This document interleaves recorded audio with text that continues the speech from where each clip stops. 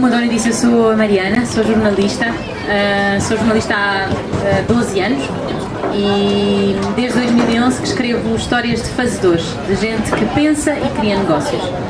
A verdade é que em 2011, quando eu comecei a escrever sobre estes temas e sobre estes empreendedores, pouco se falava destes assuntos nos jornais em Portugal. O Dinheiro Vivo, na altura, foi o primeiro a ter uma secção inteiramente dedicada a empreendedorismo. Esta palavra, que é um bocadinho difícil de dizer, descreve pessoas especiais, do meu ponto de vista. São pessoas que recebem um não como parte do caminho e que muitas vezes não ligam e não ouvem o ceticismo dos outros. Quando dizem vou despedir-me de uma consultora para criar a minha própria empresa, o meu próprio negócio, ou vou deixar tudo e criar e fazer com que o meu sonho seja realidade. Muitas vezes as pessoas à volta, os pais, os maridos e as mulheres, os irmãos, dizem não faças isso, tu és maluco, não, por amor de Deus, agora vais deixar uma vida tão estável numa empresa grande para te dedicares a um negócio teu. E portanto são pessoas que não deixam muitas vezes que estas opiniões e que este ceticismo tenha impacto na maneira como elas veem o mundo.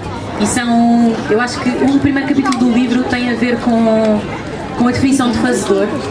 Eu perguntei aos 15 entrevistados do livro o que é que para eles era ser fazedor, e muitos deles disseram que era estar constantemente em bicos de pés, sempre em esforço, e outros disseram que tem sempre uma dose de realismo e uma dose enorme de uma loucura saudável, não é? Que é toda a gente dizer que não e nós dizemos que sim, que vamos lá e que bora lá, vamos lá tentar. E portanto este livro é o resultado dessas 15 histórias, mas eu pretendo que seja muito mais do que isso. Eu pretendo que seja um retrato desta geração de portugueses, destes novos navegadores, como nos chamou o Jornal Internacional conhecido. Os novos navegadores portugueses é quase uma versão de Descobrimentos 4.0, uma indústria moderna, destes tempos em que as pessoas acreditam que podem elas também ser capazes, que se capacitam de que elas podem criar os próprios negócios e podem mudar alguma coisa no mundo e na realidade que as rodeia. Portanto, o livro é o acumulado dessas 15 histórias e de todas estas mais de 1000 histórias que eu contei ao longo dos anos e que me ajudou a compor o livro dos fazedores, que é quase um manual de boas práticas para quem quer criar o próprio negócio. E como o António disse, inclui boas histórias, inclui más histórias, inclui histórias bonitas, inclui histórias mais complicadas, empresas que fecharam e cujas histórias são contadas na primeira pessoa. E com uma ideia formada daquilo que queremos que elas nos digam, mas elas às vezes não dizem aquilo que nós queremos ouvir, não é? Ou aquilo que é suposto. Eu organizei o livro, sim, com essa ideia de equilíbrio, de ter histórias de mulheres e ter histórias de homens, porque é muito difícil das mulheres aparecerem nas notícias, porque as mulheres gostam menos de aparecer, porque acham-se menos capazes, porque têm mais dificuldade em contar as suas histórias, em fazer-se ouvir. Nós aparecemos mais, ou seja, somos protagonistas mais vezes, eu acho, mas não gostamos de ser. Então, fiz um esforço para escolher tantos casos de homens como de mulheres. Escolhi empresas de vários founders, vários fundadores e empresas só com um fundador. Eu tenho o caso da Online Team, que é uma empresa portuguesa que criou uma aplicação para golfe, que é um negócio que tem crescido muito em Portugal nos últimos anos, aliás, em investimento e depois em revenue, em retorno. E o Anthony, o fundador, é o único fundador. E portanto eu criei essa história dele precisamente por ele ser o único fundador da empresa, precisamente por esta questão de não ter com quem debater, não ter com quem carpir mágoas, não ter com quem partilhar sucessos, que obviamente tem-se a equipa, não é? Mas quando nós dividimos a responsabilidade e a história com outra pessoa desde o primeiro dia, acho que há situações que são mais fáceis de enfrentar, porque ele é só um, não é? Está sozinho. Por mais que ele queira, não tem outras pessoas ali com a mesma responsabilidade dele e portanto é diferente. Quis ter mulheres, quis ter pessoas que criaram negócios e pessoas que não criaram negócios, mas que estiveram envolvidas nos primeiros eventos de empreendedorismo em Portugal. Empreendedores de Lisboa, empreendedores do Porto, empreendedores de Coimbra, empreendedores de Braga. Quis ter uma distribuição. Obviamente não tenho o mesmo número de empreendedores de Braga e de Lisboa, porque também a expressão do empreendedorismo em Braga não é tão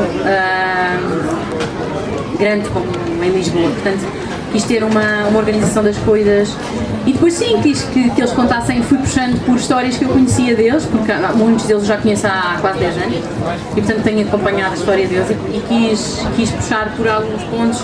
Obviamente na Lara e da Filipa da Chic White Choice puxei pela questão de terem de fechar a empresa, o Anthony puxei por essa questão de ser o único fundador, o Miguel Santamar, fundador da Uniplaces, que é uma startup de alojamento para estudantes, puxei obviamente para as questões de cultura da empresa. Estes empreendedores que começaram as empresas há 6, 7, 8 anos estão agora a lidar com... Estas empresas são empresas que crescem e que diminuem a estrutura muito rapidamente. O que é que isto quer dizer? Quer dizer que num dia eles são 4, no dia seguinte são 100 e no dia seguinte são 700.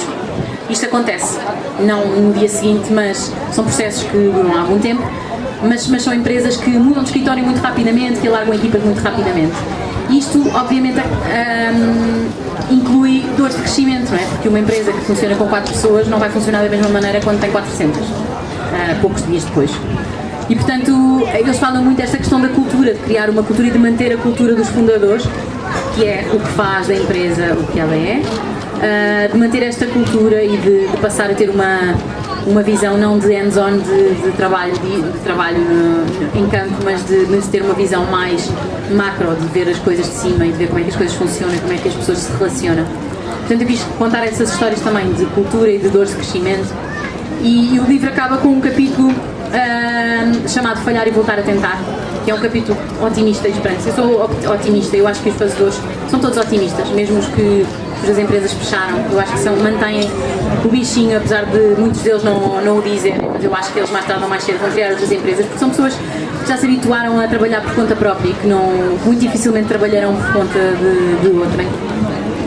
E portanto são pessoas que acreditam nas coisas que estão a fazer e que são otimistas. E o último capítulo é precisamente esse, de como é que se falha e se volta a tentar, como é que se mantém esta esperança, como é que se recomeça do zero muitas vezes.